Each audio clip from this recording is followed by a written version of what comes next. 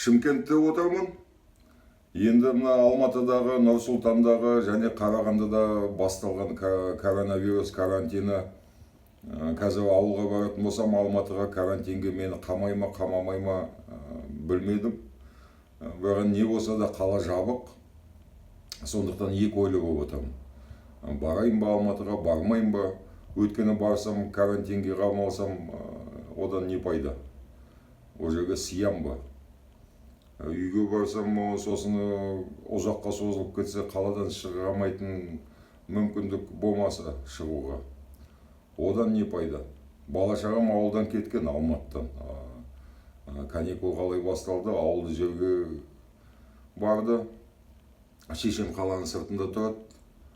Інім бар, отбасымен ол да қаланың сыртында тұрады. Сондықтан қазір маған Алматыға асыратын ештеңе жоқ, бәрі қала жабық. Сондықтан осы Шымкентте болып, осы кезді пайдаланып, ары қарай жүріп қайтам ба, Батыс Қазақстанға, Орал, біраз өзі жете алмай жүредім, Ақтау, Маңғыстауға. Сол екі ойлы болып отырмын. Сондықтан алматылықтар жазып жатсындар, қашан келесің деп, осы карантин алынбай келмеймін. Шымкентте карантин ештен әлі сезілмейді. Қай жерге барсам да адам тола, ешқандай блокпост, полиция күштері, әскери күштері қалада байқалынбайды. Сондықтан бұл жаққа да енді бірақ келер, енді оны ешқандай адыраспан, ештеңе қойдың майы, құйрығы ештеңе көмектеспейді.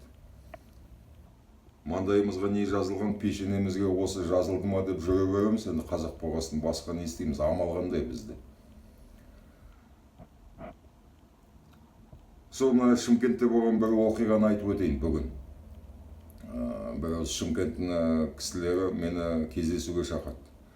Осында бір тамаша кофейня бар, жаңадан ашылған, Алматыда бар, Нұр-Сұлтанда бар кофейня жүйесі кофе бум деген.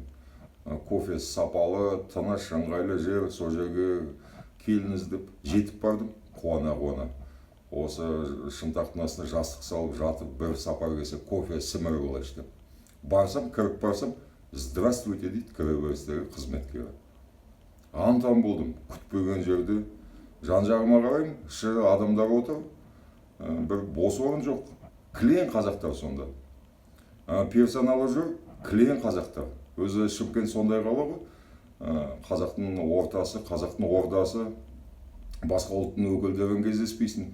Аз, енді сирек кездеседі. 90% қазақ Шымкентте.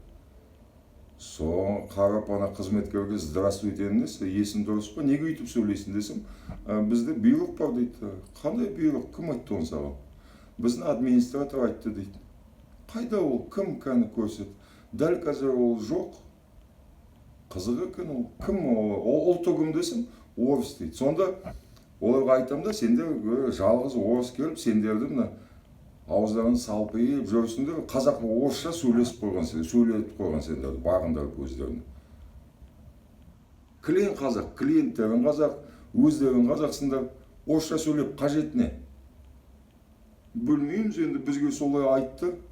Намыстарын жоқ па сонда сендердің? Құсып қойып жаздадың жаңа қазақтарға қарап, бір жиіркенішті көрініп, құрбақалар сияқты. Жүр, салпандап. Сонда біз 30 жыл тәуелсіз болып, әлі қазақтандырмай жүрсек мемлекетімізді, Шымкентімізге кіріп, орыстандыру саясатын әлі жалғастырып жатыр. Әлі жүргізіп жатыр сол саясатты. Осылай, оны ешкім байқап та жүрген жоқ. Жергілікті адамдар айтады, біз оны байқамаппыз, расында да қызық екен деп. Ішіндегі отырғанда бір 30 шақты қазақ, олар да байқамаған. Бірақ олар мені қалай қарсы алды жаңа қызметкері, басқаларын да сөйтіп қай салады. Здравствуйте деп.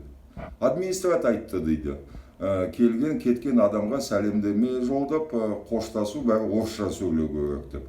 Мәдениетті, өркениетті түрде.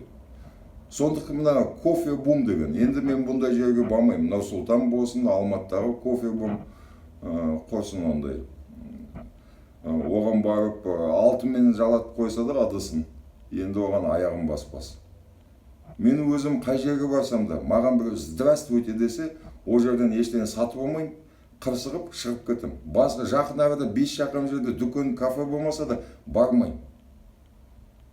Ерегісіп. 500 теңге болса да мен өзім тауып, өзім қазағыма берем.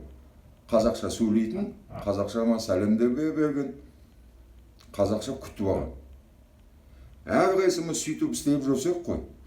Кофе бум және басқалары клиентсіз қалып, өздері саясатын өзгертетін еді. Біз барамыз, Алматы кофейнен, шашлычная, на Киева, сондай жерлерге өзіміз барып, спортмастер, ақшаларымызды өздеріміз апарып береміз оларға. Сепаратистермен жаңағы орысқұлдарға. Кофейне нағыз орысқұлдық білдірді бүгін. Бір администратор келіп, 20 шақты қазақты, Шымкенттің қазақтарын қазақша сөйлеп жүрген. Жалпы қазақша сөйлеп жүр, маған сосын, аға отырсаңызшы, енді қазақша айтамыз ғой деп. Соларды орысша сөйлеп қойған.